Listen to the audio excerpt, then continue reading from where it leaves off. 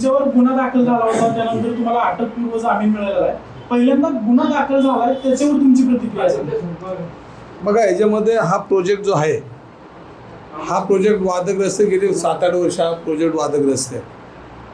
खरं तर हा प्रोजेक्ट माझ्यासह 4 आमच्या मित्रपरिवारांनी एक व्यवसाय आपल्या मुलाबाळांसाठी भविष्यासाठी केलेला प्रोजेक्ट होता. मग बाळासाहेब शेडगे होते, रघुगौड होते, आमचे सुनील भाऊ आहेर होते आणि एक आमचे पार्टनर, असे आम्ही 5 जणांनी हा पैसे देऊन विकत घेतलेला प्रोजेक्ट होता. तो घेतल्यानंतर आम्ही रिसर महानगरपालिकेकडे परवानगी घेतली. त्यानंतर रिसर रेराची परवानगी घेतली आणि आम्ही महानगर बँकेचे त्याच्यावर 5 कोटीपेक्षा जास्त कर्ज घेतलं. हा आमचा प्रोजेक्ट चालू झाला. हा प्रोजेक्ट चालू झाल्यानंतर ह्याला 1, 2, 3, 4 स्लॅब झाल्यानंतर हे आम्हाला थोडी राजकीय, मी आमदार झालो, पुणेकरांनी मला आमदार केलं, लोकसभेला मी निवडणूक. हा प्रोजेक्ट आहे हे स्वप्न मंत्रालयात पडलं. मग ते स्वप्न पाडणारे कोण होते? ते तर पुण्यातले काही लोक होते आणि त्यांच्या मध्यस्थीने मंत्रालयामध्ये स्वप्न पडलं की हा वक्फचा प्रॉपर्टी. म्हणून आम्हाला संभाजीनगर न्यायालयाने त्यांच्यामार्फत महानगरपालिकेला नोटीस दिली आणि आमचा प्रोजेक्ट थांबवला. मग आम्ही तो 2-4 वर्षाचा जो काळ गेला ते आम्ही न्यायालयीन फाईट करता मग आम्हाला काय तिथे न्याय मिळाला नाही.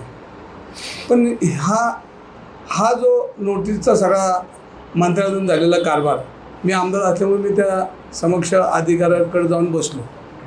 आम्ही जाऊन बसलो आणि त्या अधिकाऱ्यांनी दरवाजाला कुलूप लावलं आणि माझ्या पाया पडला, आणला की धंगेकर साहेब, मी जाणून बुजून तुमचं हे करणार नाही.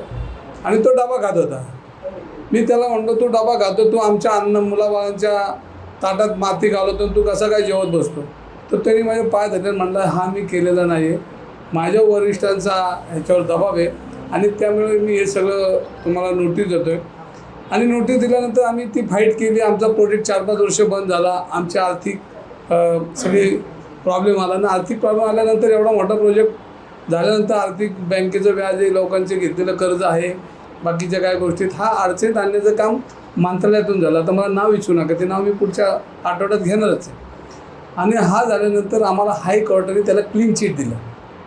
बघा, म्हणजे 5-6 वर्ष आमचा जो अन्याय झाला तो ह्याच्यामुळे झाला.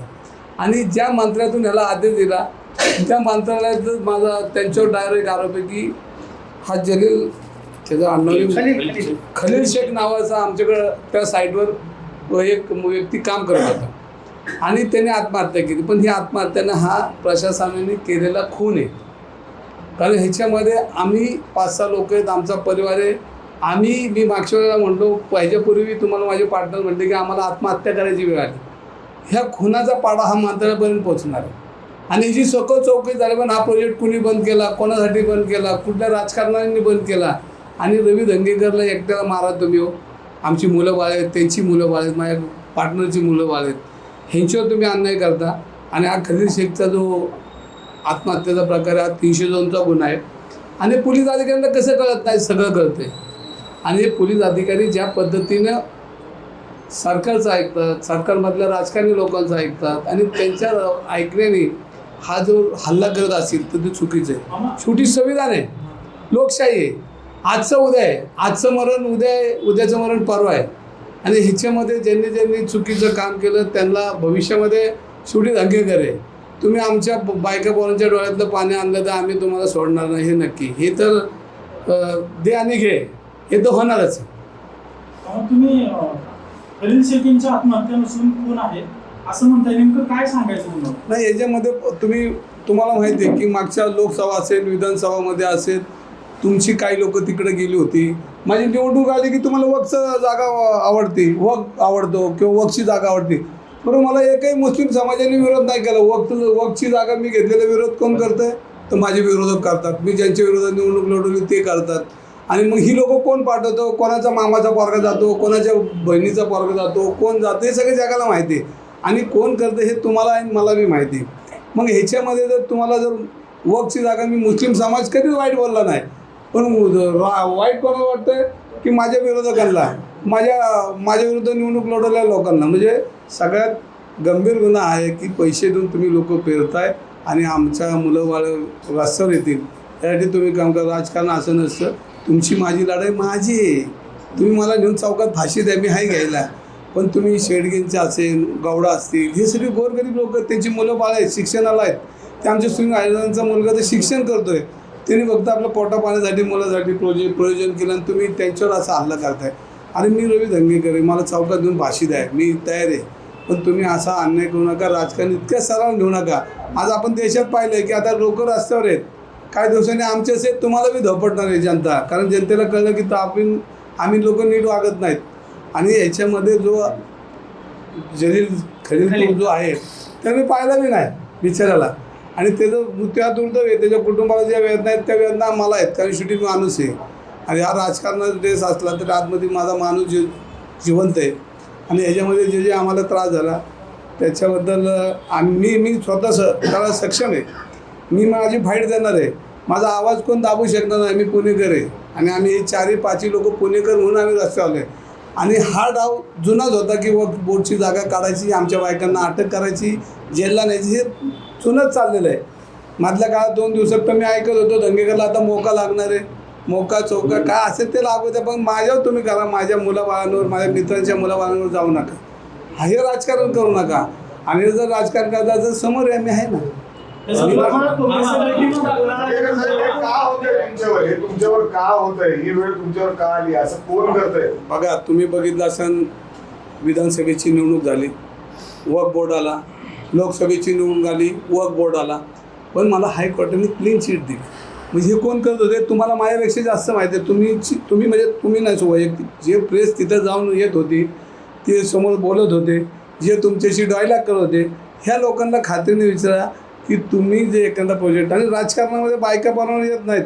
बघा, मी काँग्रेस पाहिली, जनता दल पाहिलं, मी 40 वर्षात पाहिलं, पण वैयक्तिक जीवनामध्ये कुठल्याही राजकारण्याने असा हल्ला केला नाही.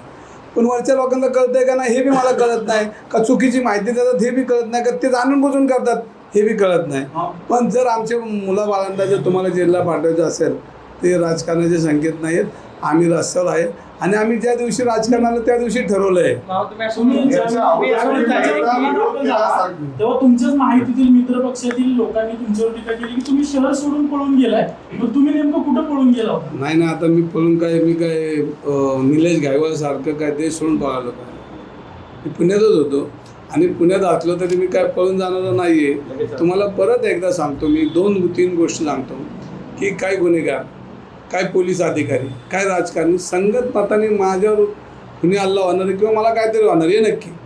आणि त्याची तयारी मी पूर्वी बोललो, आजही बोललो. काय पोलीस अधिकारी, काय राजकारणी, आणि काय गुन्हेगार, आणि काय बिल्डर लॉबी, आणि काय लोक हे घरचा व्यवसाय करणार, ड्रगचा व्यवसाय करणार, ही सगळी एकत्र आलेली लॉबी आहे. आणि ही लॉबी मला घात करणार हे नक्की. मला आज ना उद्या याच्यासमोर जावं लागणार आहे.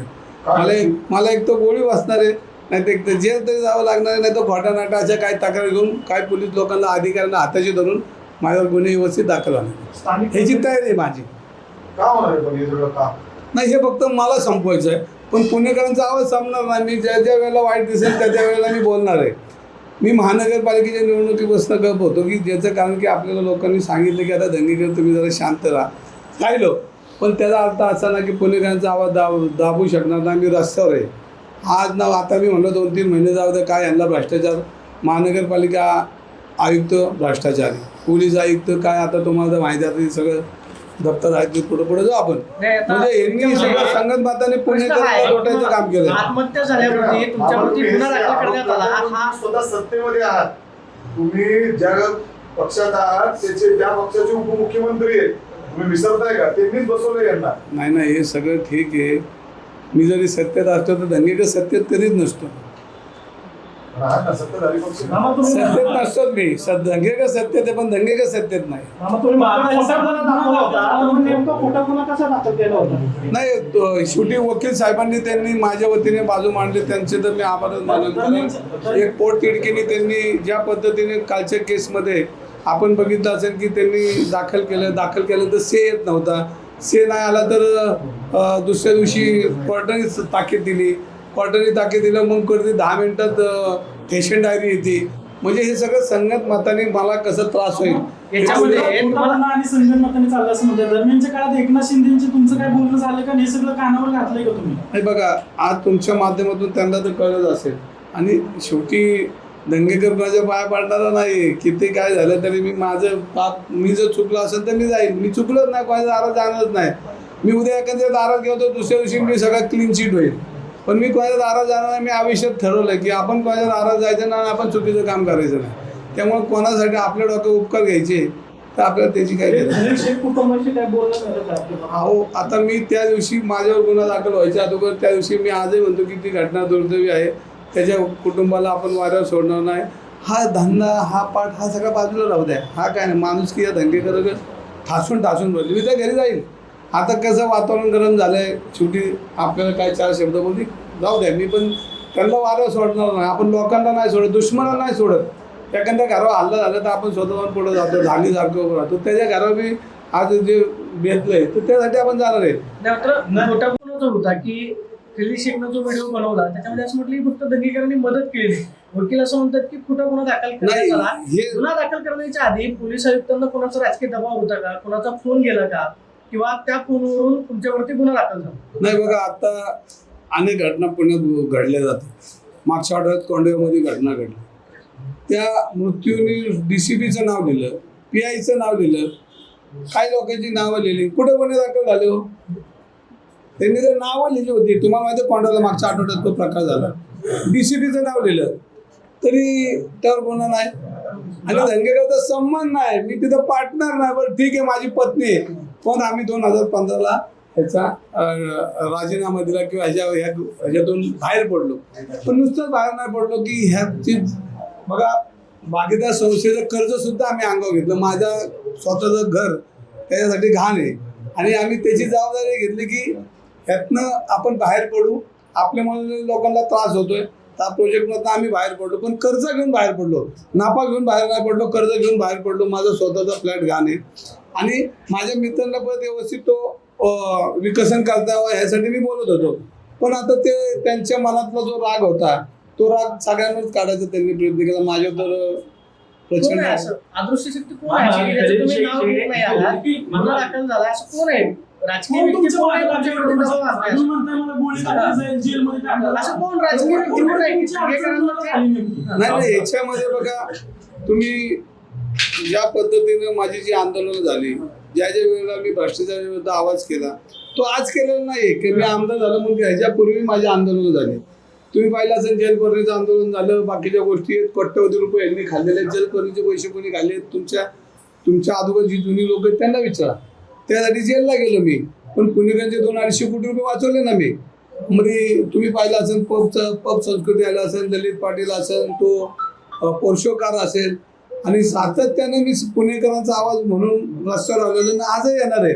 पण काय पोलीस अधिकारी असतील, काहींचे हप्ते बंद होतात, काहींचे पैसे मिळत नाहीत, काय बिल्डर लोकांना चुकीची कामं करताना आमच्याकडे तक्रार येतात. आपण लढतो, भेटतो. काही टेंडर प्रक्रियेत सगळ्यात बोगस. आज पुणे शहर धुवून काढायचं काम चाललंय या महानगरपालिकेत. आता उद्यापासून बोलावंच लागणार. आता मी का बसलो होतो, जाऊ दे म्हटलो. पण खरं रूप आता आणावं लागेल. कारण आता शेवटी आपल्या गाड्यापर्यंत आल्या, आता आपल्याला लढावं लागेल. उद्या असं समजा इथून बाहेर पडलं तरी मला गोळी लागेल असं मला त्यात काही अवघड नाही. पण ही जी केस आहे ना, ही केस आज जी केस झाली, आमचे ठोंबरे साहेब जी बोलले, लढले. जर मी ह्यात गुन्हेगार ठरलो ना, गुन्हेगार म्हणजे तुमच्या समक्ष सांगतो, मी त्या मिलिंद मोहितेच्या घराखाली जाऊन आत्महत्या करत. मी जर चुकीचं असलं तर त्याच्या घराखाली जाऊन आत्महत्या करत. कारण हे चुकीचं काम मी आयुष्यात करणार नाही. ह्याच्यात जर मी दोषी ठरलो ना, म्हणजे आज तुमच्या साक्षीने सांगतो, त्याच्या घराखाली जाईल आणि आत्महत्या करेन. पण त्याचं नाव घेणार नाही. कारण ह्याच्यामध्ये माझा 0% संबंध आहे. माझ्या पत्नीचा नाही आणि इथलं कोणाचाच नाही. पण राजकीय राग पोलीस ज्या पद्धतीने काढतात ती पद्धत काल मला दिसली. मी लहानपणी पिक्चर बघायचो, मराठी पिक्चर राजकारणावर. ते माझ्या दृष्टीने एक आता पिक्चर होईल असं दिसतं, एक सिनेमा होईल असं मला वाटतं. आता नाही तुम्ही नाव घेतलं. तुमची अडचण नेमकी झाली कोणाला? तुम्हाला म्हणताय गोळ्या घातल्या जातील, जेलमध्ये टाकलं जाईल, असं कोण नेत आहे की तेवढं तुमच्यावर हे करतो? नाही, आता हे तुम्ही जे बोलताय तुम्हालाही माहिती, मलाही माहिती. 2-4 दिवस सगळ्यांची नाव मिलिंद मोहितेंचं तुम्ही नाव घेतलं. मिलिंद मोहितेंच्या घरी जाऊन मी घराखाली जाऊन आत्महत्या करेल. ते DCP आहेत. मिलिंद मोहितेंवर कोणाचा दबाव होता का? मिलिंद मोहितेंना ह्यासाठी मी आत्महत्या करेन म्हणलं. आजही परत एकदा सांगतो की मी जर चुकीचं असलं ना तर 100% आणि मला कोर्टाने जर ह्याच्यामध्ये जर सजा दिली तर 100% करेन, कारण मी पापी आहे. पण मी नसेल तर त्याचाही जबाब विचार जाणार ना, माझी केस सुटलं. आता DCB आहे, आता ते काय लोक आता बघा वरून आम्हाला दबाव आहे, मग मी खालून विचारतो कुठला दबाव आहे, पण ते सांगत नाहीत मला. तुमच्यावर अनेक समर्थक आहेत तुमचे. तुम्ही म्हणता पुणेकर बस, तुम्ही आंदोलन सांगता पुणेकरांसाठी मी आंदोलन करतो, पण पुणेकरांना कळलं पाहिजे की नेमकं तुमच्या जीवावर कोण उठलंय, तुम्ही का भीताय. नाव सांगून टाकलं तर तुम्हाला पुणेकरांना कळेल ना. दंगेकरच्या डिक्शनरीमध्ये घाबरला आहे का? वकील शेजारी बसले, दंगेकरच्या डिक्शनरीमध्ये घाबरलाय का? घाबरला नाही. 1-2 मिनिटं ह्याच्यामध्ये तुम्हाला मी सांगतो. मला अजून सगळी पुरावे हे सगळं आणलंय ना दप्तर. मी हे सगळं दप्तर आणलंय. बघा, या देशात राज्य चालतं, लोकशाही चालते. ठीक आहे, इकडं तिकडं. तुम्हाला माहिती का, पुणे पोलीस आयुक्त जेलमध्ये होते आपले. कायदा काय म्हणतो? फक्त 19-20 राजकीय कवच जोपर्यंत तोपर्यंत. ह्या शहराचा पोलीस कमिशनर आज जेलला बसलेला तुम्ही पाहिलाय, मी बी पाहिलाय. हे काय सोपं नाही. आज ना उद्या याचा हिशोब द्यावा लागतो. पण राजकीय कवचमध्ये किती दिवस वागायचं ना आपण काय पाप करायचं हे बी ठरलं पाहिजे. शेवटी लोकशाही म्हणजे इथं कोणाला सुट्टी नाही. कोणत्या पक्षाचे नेते आहेत, काय मंत्री आहेत किंवा काय आहेत की त्यांना पोलीस ते सांगतील तसं करतायत. आता ते नाही का तुम्ही नेहमी बोलता कोण कोण माझ्या विरुद्ध बाहेर देते, ते तुम्हाला माहिती आहे की काय वेगळं सांगावं लागतंय का? मंत्रालयात तुम्ही असं म्हणता की दबाव आला. कोण बसले मंत्रालयात? एवढे सगळे कॅबिनेट 30-35 जणांचं कॅबिनेट आहे, कॅबिनेट मंत्री आहेत. कोण बसलाय असं मंत्रालयामध्ये की दंगेकरांवरती नजर ठेवून? खालपासून वरपर्यंत. आता शेवटी मंत्रालयामध्ये व बोर्डच्या अधिकाऱ्यांना कोण सांगू शकतो, कोणाचा दबाव आणू शकतो? आपण लोकशाही आहे, आपण पत्रकार आहे, मी नगरसेवक आमदार आहे, सगळ्यांना माहिती आहे. आणि हे काय लुंगे सुंग्यांचं काम नाहीये. हे काय लुंगे सुंग्यांचं काम नाही. इथले कोण मंगळसूत्र चोरबीर यांचं काम नाही. हे काम पोलिसांचं आहे आणि त्यामुळे हे सगळ्या गोष्टी घडल्या जातात. आता ते कधी नाव घेणार त्यांचं काय? नाव घ्यायचं आता नाव घ्यायचंच नाही ना, आता घेणार आहे. पण थोडं मला अजून तयारी माझी चालू आहे.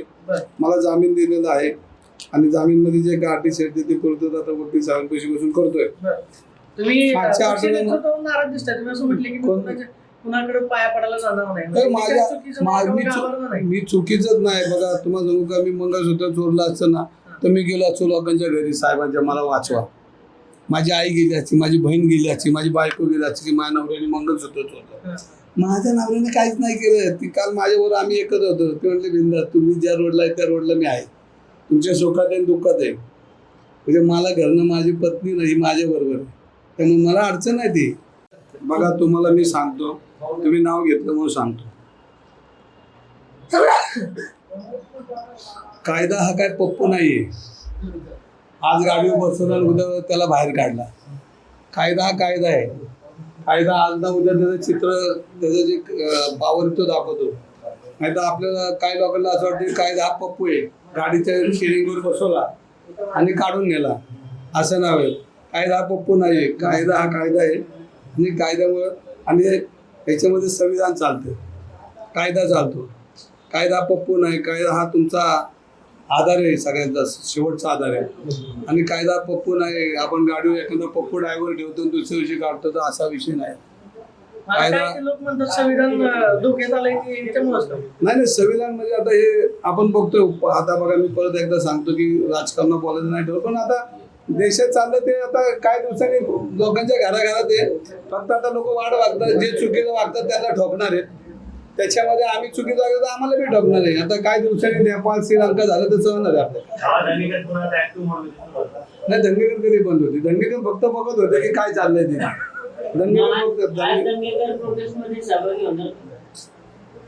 सगळी दंगेकर जिथं अन्याय दिसतो तिथं दंगेकरला अजून चष्मा लागला ना. आम्ही दंगेकर डोळे सगळे लागले. माझं वय 56 आहे, पण माझा अजून चेहरा डोळा आहे की बारीक बघू शकतो. माझा चष्मा मोठा आहे, त्यामुळे काय अडचण नाही. सगळे जे पप्पू राजकारणात आहेत त्या पप्पूंची चर्चा माझ्याकडे आहे. मी आता त्या पप्पूकडे जरा बघतो आणि कसं काय करायचं ते बघू. आता नाही, आपण नाही म्हणत. आपण जे पप्पू म्हणतो हा पप्पू आहे राजकारणातला किंवा काय, तर याच्यामध्ये कायदा पक्कून आहे. कायदा हा कायदा आहे, त्याला डॉक्टर बाबासाहेब आंबेडकर साहेबांनी संविधानाला आकार दिलाय. त्यामुळं कायदा हा काय कोणाच्या घरचा बांधील नाही. आज नव्हता राजकीय कवच संपलं की कायदा परत कायदा आहे. सगळ्यांना जेलला जावं लागलं. मी परत आहे म्हणतो पुणे कमिशनरला बी जेलला जावं लागलं होतं. आणि कोणाची नावं घ्यायची आता ती तुम्हाला तोंडपाठ झाली फक्त आता तर सगळ्यांना माहिती आहे. आणि तुम्हाला महानगरपालिकेला उद्यापासून भ्रष्टाचाराचं रोज काढतात, तर मला कामच नाही राहिले ते. उलट त्यांनी मला घरात बसवलं होतं, तर बाहेर काढलं, त्यांना त्यांचं अभिनंदन करत. आणि ह्याच्यामध्ये परत एक तुम्हाला सांगायचं खास राव, म्हणजे आता त्या माणसाचं मी कौतुक केलं पाहिजे की हा जो मी ह्याच्यातून बाहेर पडलो ना, तो एका नेत्यामुळे बाहेर पडलो की तो म्हणला दंगेकर नको ह्याच्यामध्ये, आम्ही तुम्हाला मदत करू. आणि त्याचं मला आभार का मानायचे की त्यांनी माझं नाव काढायला होतं. म्हणजे आज वकील साहेबांना सांगता तरी आलं पाठवत की दंगेकर त्यात नाहीच, त्याचे आभार आता मानावं लागेल मला. होय नाही होईल तर आपल्या नशिबाचा भाग आहे. आणि आम्ही काय रस्त्यावर काय, आम्हाला काय थोडं, आम्ही लोकांच्या चपातीवर तूप टाकलेलं कार्यकर्ता आहे मी. माझ्या घरात माझ्या चपातीवर मीठ असलं तरी मला चालतं, एवढं काय भारी राहतो असं.